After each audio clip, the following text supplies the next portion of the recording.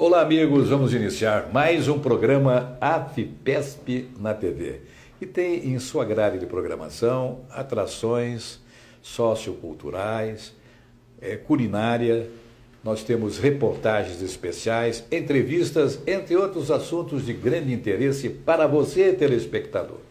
Vamos promover agora um breve intervalo para vocês conhecerem as nossas convidadas do programa de hoje. Até já!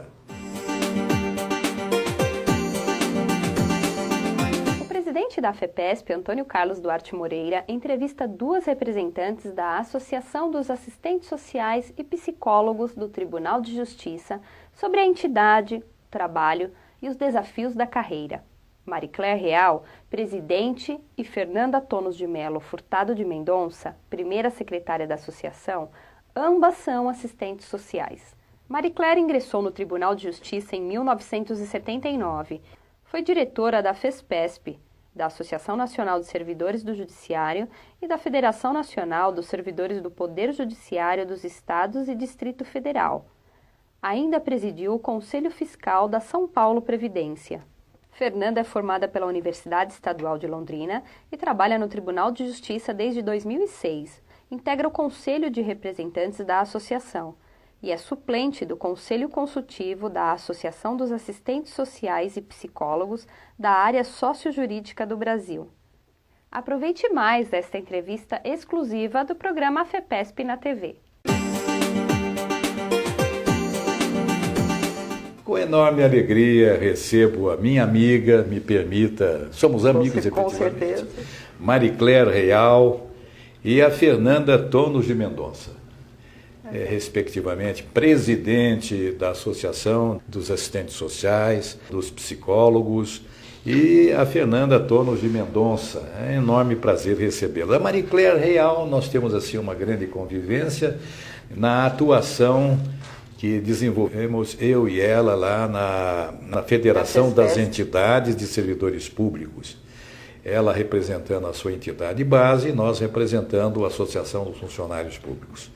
E passamos por grandes desafios, não foi, Maria? Durante muitos anos. Muitos anos. Na aprovação da SPPREV, nas questões mais gerais de funcionalismo, de mudança de... Foi, coisa muito relevante, né? Você foi do SPPREV, não foi? Fui do Conselho Fiscal. Conselho Fiscal. Indicada pelas entidades do Tribunal de Justiça, representando os servidores do Tribunal. Então você conhece bem a saúde financeira da SPPREV. Isso é muito... Sabe que mudou? Está perto agora a SPPREV da Associação dos Funcionários, aqui naquele palácio da Secretaria da Fazenda. Sim, eu sei, está perto de vocês. Exato, agora. Está perto de nós. Mas, Maricler Real, é uma satisfação imensa recebê-las aqui, viu? Nós é que agradecemos, viu, Duarte? Aliás, depois de... O ano que vem já 40 anos que eu entrei no Tribunal de Justiça e a primeira entidade que eu me associei foi exatamente a AFIPESP. A AFIPESP, Assim que eu entrei no Tribunal, e sei que a Fernanda também usufrui de vez em quando. Fernanda também é nossa associada? Olha, de lazer algumas, que alegria. Gostei de você já de início, sabe por quê?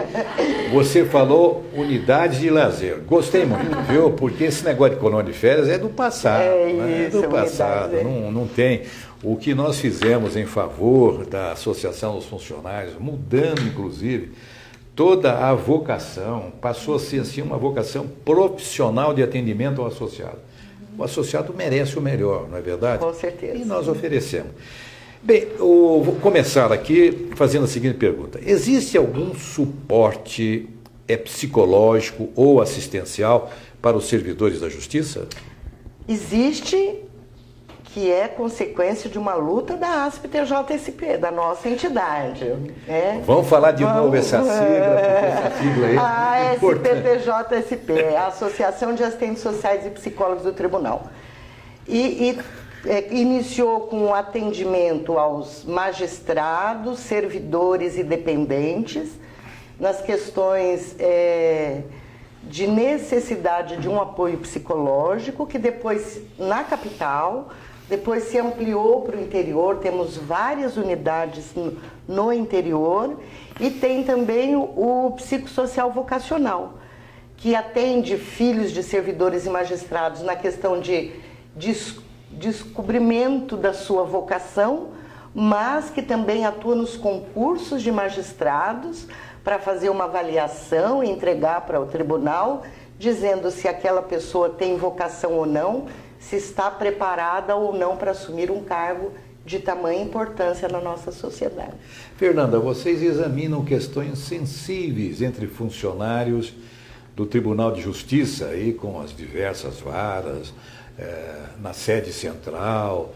E como é que você vê esse trabalho? Como está sendo desenvolvido esse trabalho de acompanhamento?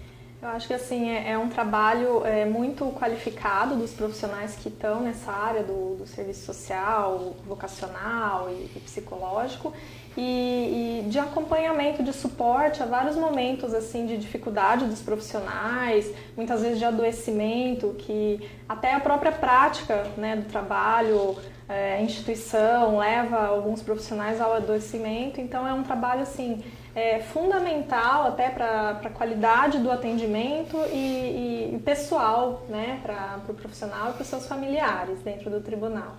E vocês, o número de psicólogos, assistentes sociais é suficiente para atendimento da demanda interna? Não, infelizmente não. A gente está assim, numa luta constante da associação por nomeação, por concurso público inicialmente, agora tem um concurso em vigência, então a gente está batalhando por mais nomeações, porque o número está insuficiente, tanto para o atendimento aos servidores, como atendimento à população. A gente atua muito em área de infância, vara de infância e juventude, vara de família, em processos de guarda, em processo de adoção, em processo de adolescente autor de ato infracional, enfim. E a gente sabe que a situação, as condições sociais estão, né, se agravando, né? Tem muita questão aí que se judicializa, então precisa cada vez mais uma ampliação ainda do número de profissionais para dar conta de tanta demanda.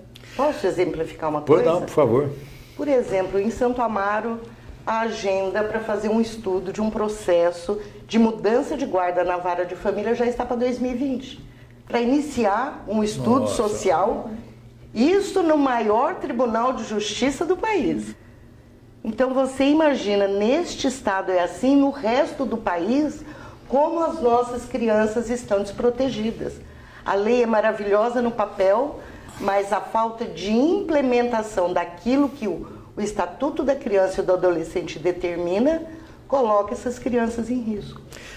Na avaliação de vocês, no âmbito familiar, qual a incidência maior? É contra a criança, contra o idoso, contra a esposa? Como é que vocês encaram essa situação? A gente, no interior, a gente não conta com varas especializadas, a gente atua com todas as demandas, diferentemente do tribunal, dos fóruns da capital que contam com essa especialização. E as demandas, assim, são as mais diversas e quantidade também. A questão de violência, eu acho que perpassa aí por todas essas questões. A questão de violência doméstica, a questão de violência contra o idoso, contra a criança e adolescente. E a gente atua mesmo, assim, com base no Estatuto do Idoso, Estatuto da Criança e Adolescente, que até está sendo desconstruído aí, a questão da adoção. Então, o atendimento é geral e a demanda cada vez aumenta mais, né? Marie Claire Real, eu quero saber de você o que pode ser feito para uma sociedade mais harmônica, tendo em vista a experiência que vocês têm. Eu acho que, primeiro de tudo, a gente voltar a dar filosofia na escola, ensinar a cidadania, ensinar o respeito ao próximo. Acho que se você tem o respeito pela natureza, pelo ser humano, pelo direito do outro, você não vai invadir o espaço do outro e aí as pessoas conseguem viver em harmonia. Hoje está complicado, porque as diferenças estão acirradas e ninguém respeita. Bom, a gente tem morte por causa de trânsito. Por que vocês são contra? Quando eu falo vocês, eu falo categoria. A categoria. São contra o PLS 394 de 2017. Olha, eu vou começar e a Fernanda vai terminar, viu? O PLS foi escrito pelo IBDFAM, um instituto que fez um projeto, apresentou para o senador Randolph e o Paulo Paim é o relator. Este projeto cria o Estatuto da Adoção. Então ele tira toda a parte de proteção da criança e do adolescente de dentro do ECA e na justificativa ele ainda coloca: restará ao ECA as medidas socioeducativas para adolescentes em conflito com a lei. O ECA é o Estatuto da Criança e do Adolescente. A Fer esteve lá e ela vai contar um pouquinho para a gente do que acontece com a proteção das crianças com isso. Isso. Retirando essa questão protetiva do Estatuto da Criança e do Adolescente, não tem, por exemplo, a necessidade mais do Estado investir em famílias, em políticas públicas que atendam famílias, crianças, para ficar em suas famílias. Então, é a desresponsabilização do Estado em relação à proteção social, né, da família como um todo.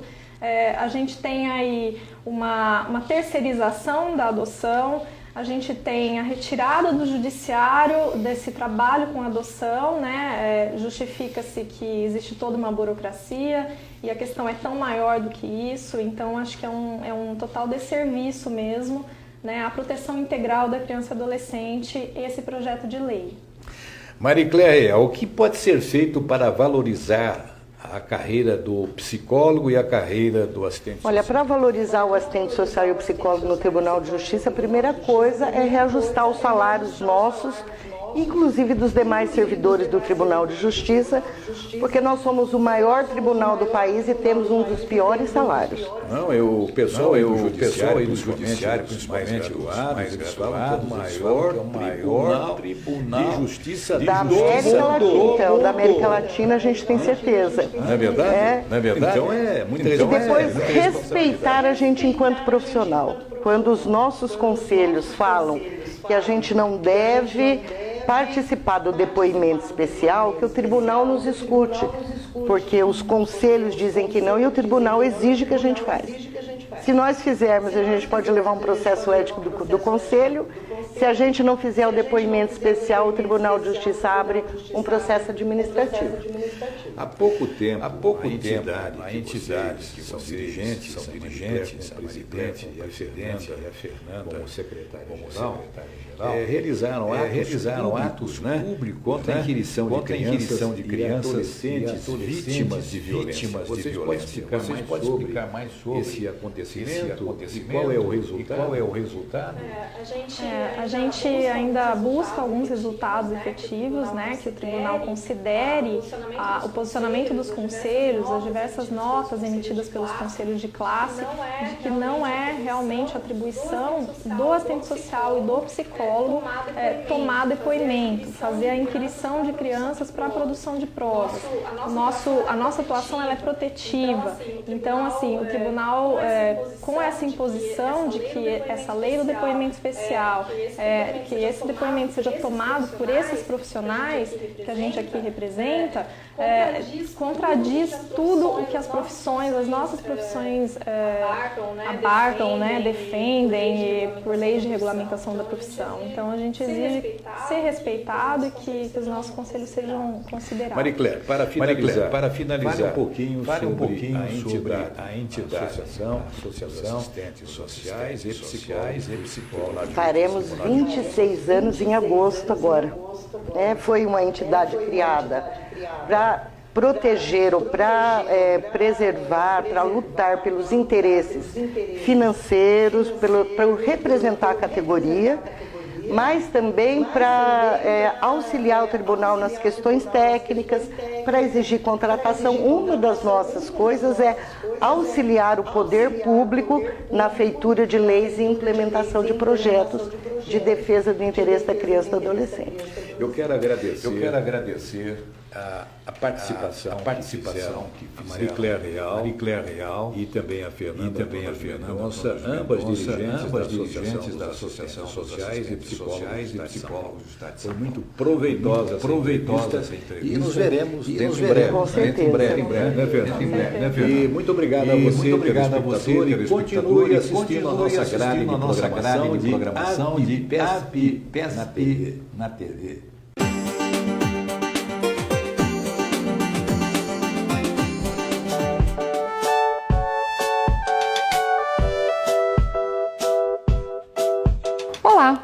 Você precisou realizar pesquisa de escola ou de faculdade que fosse necessário consultar algum documento histórico?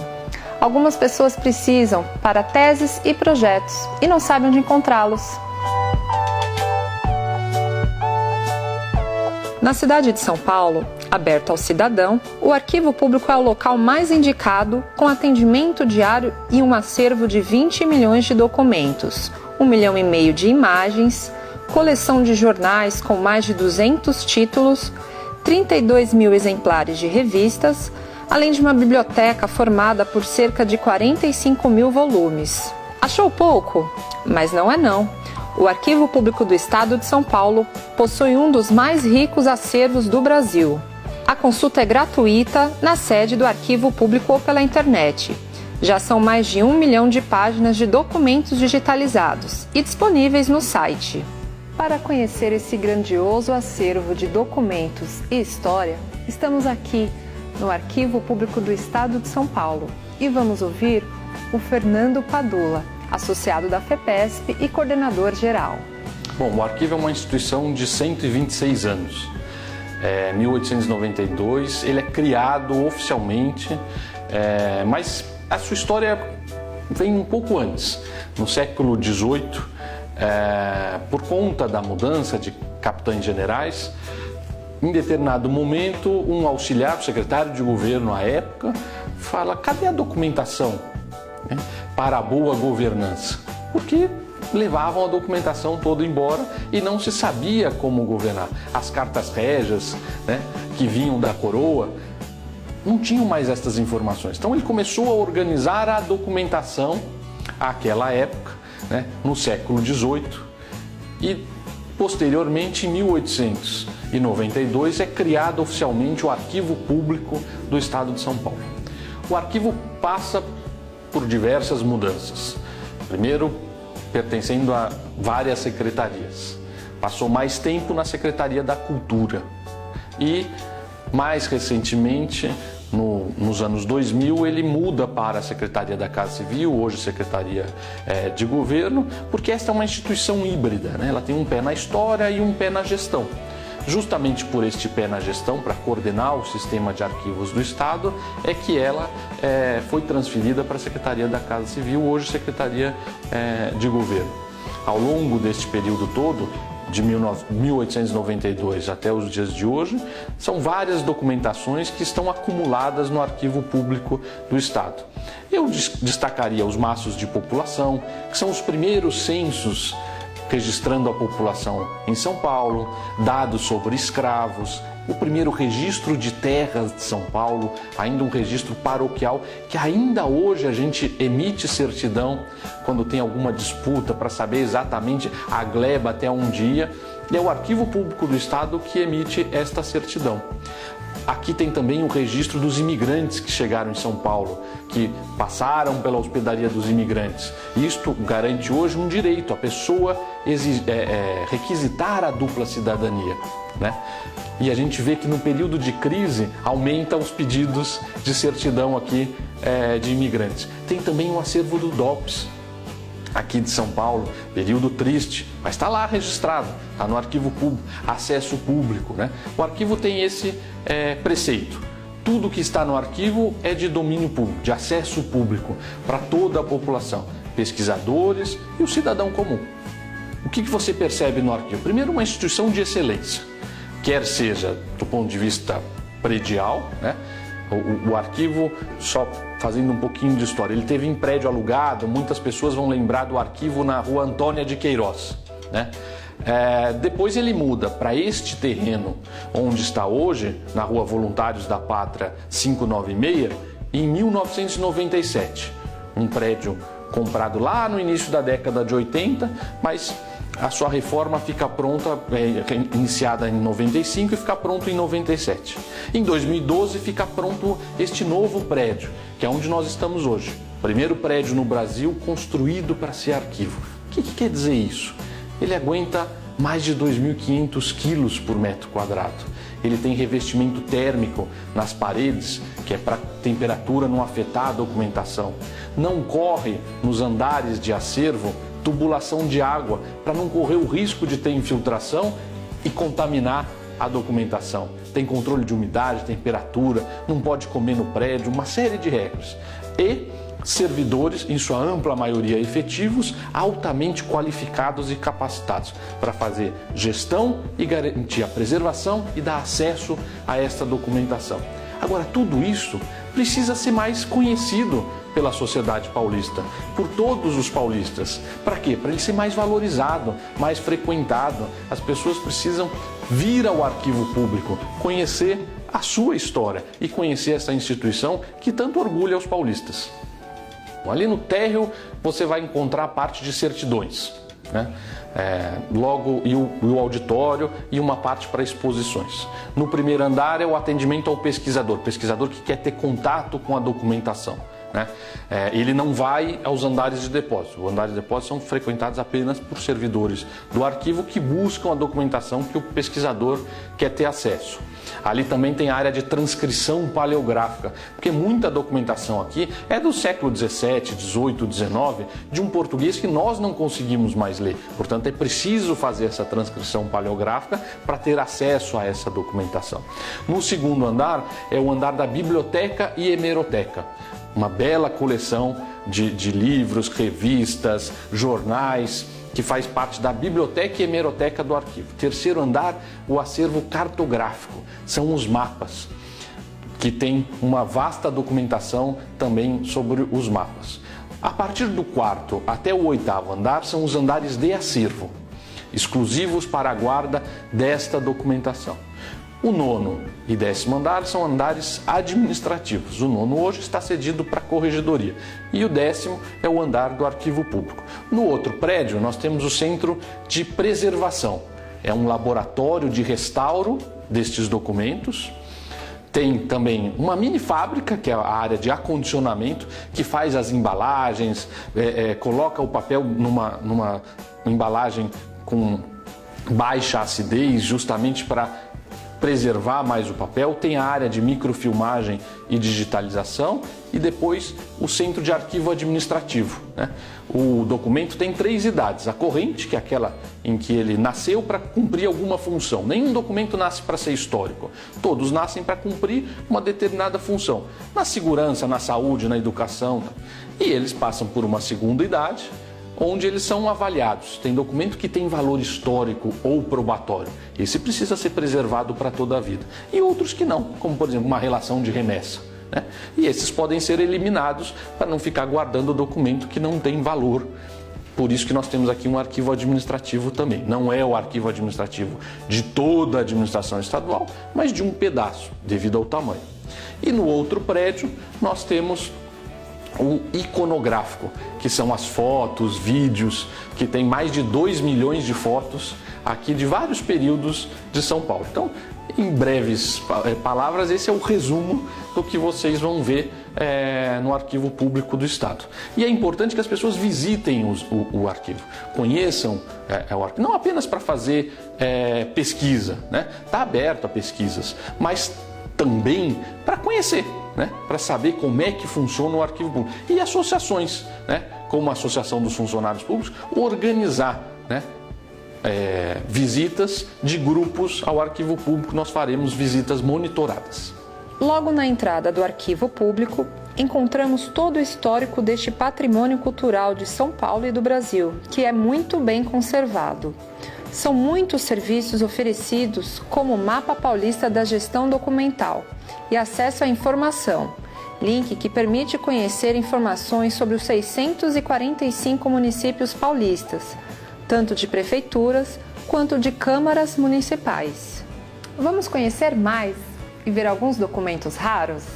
Um dos raros documentos é a planta original da cidade de São Paulo, de 1810, do engenheiro português Rufino Felizardo da Costa.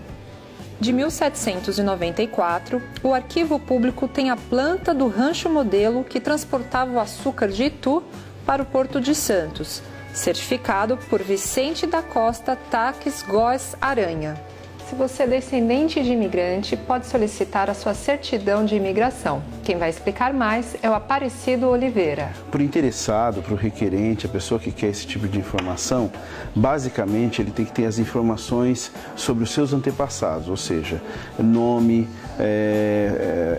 familiar, o grau de familiaridade que ele tem com o antepassado, seja o avô, o bisavô, em que ano chegou, aproximadamente em que período que chegou, se chegou por São Paulo, né, pelo Porto de Santos, se passou pela hospedaria, e as informações assim básicas do vínculo familiar, seja o nome, o sobrenome e provavelmente a idade que chegou, são os dados mais vinculados ao seu grau de parentesco. Os documentos que puderem ser apresentados aqui não precisa trazer como prova, é mais para complementar o preenchimento do requerimento. Isso ajuda muito na pesquisa, para a gente evitar homônimos, né? Tem muita gente com o mesmo nome, chegou com o mesmo nome, e esses documentos podem facilitar também o entendimento, se houve alguma mudança no nome, se é aquela pessoa mesmo, mas não que sejam documentos obrigatórios para ficar aqui com a gente ou com cópia.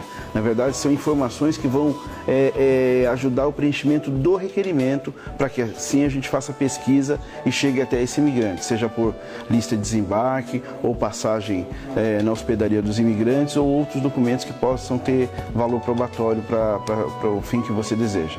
O custo de cada certidão, caso o conteúdo seja interessante, ser certificado, é de R$ 45,23, que não é recolhido junto ao Arquivo Público do Estado, isso é recolhido junto à Secretaria da Fazenda, através de uma DARI. Então a pessoa entra no site da Secretaria da Fazenda, né, preenche lá a DARI e paga na rede bancária, e depois traz o comprovante aqui para o Arquivo Público do Estado e retira esse certificado, essa certidão que é do seu interesse.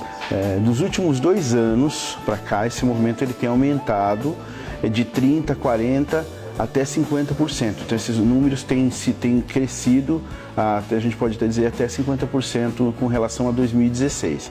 No início, quando chegou aqui em 2011, isso sempre tem aumentado ano a ano. Quem entra no arquivo tem acesso ao conhecimento que permite compreender muito mais da história do Estado e de sua população. O arquivo promove ainda exposições temáticas e publicações de alto nível cultural e histórico. Também conversamos com Flávio Ritt, diretor do Centro de Difusão e Apoio à Pesquisa.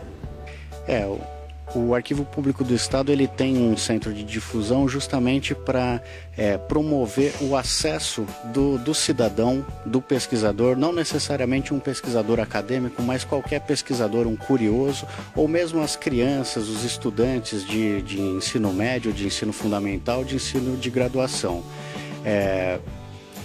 A ação educativa é um setor que recebe esses grupos que vêm conhecer o arquivo público em visitas monitoradas. Então elas podem ser agendadas com esse grupo de ação educativa para receber e passar pelos setores onde existe o tratamento dos documentos, para eles verem os documentos sendo arquivados, como eles são acomodados, como eles são encadernados, para que a durabilidade do documento seja maior. Então todos esses processos e até conceitos da arquivística para uma criança, para adolescentes ou para grupos de adultos também. Isso é uma das funções aí da área de difusão. A outra é promover eventos, seminários, palestras sobre o nosso acervo e sobre o fazer arquivístico. Nos últimos tempos, os arquivos da ditadura, do DOPS, da Comissão Teotônio Vilela, foram tema de muita pesquisa, muito relevante, o pessoal buscando os seus direitos, a garantia dos seus direitos. E isso resultou em grandes pesquisas, e algumas até chegaram a ser publicadas como livro, uma parceria do Arquivo Público com a imprensa oficial e a editora EDUSP, que foi premiado no Prêmio Jabuti de 2010. Mais recentemente, o nosso esforço editorial tem sido no periódico que é a Revista do Arquivo. Ele tem um caráter acadêmico, então são artigos acadêmicos. A cada 6 meses a gente publica uma nova edição, sempre com um dossiê temático. O último foi sobre tecnologia da informação aplicada a arquivos, o atual é sobre governança de arquivos, o próximo vai ser sobre arquivos de saúde. Então o pessoal que tiver interesse já vai se preparando, já vai desenvolvendo esses artigos, submeta para a revista e isso pode ser publicado na Revista do Arquivo. Se você ainda não conhece o Arquivo Público, anote em sua agenda uma visita. Você certamente passará horas agradáveis e enriquecedoras de conhecimento. Anote o endereço e até a próxima semana!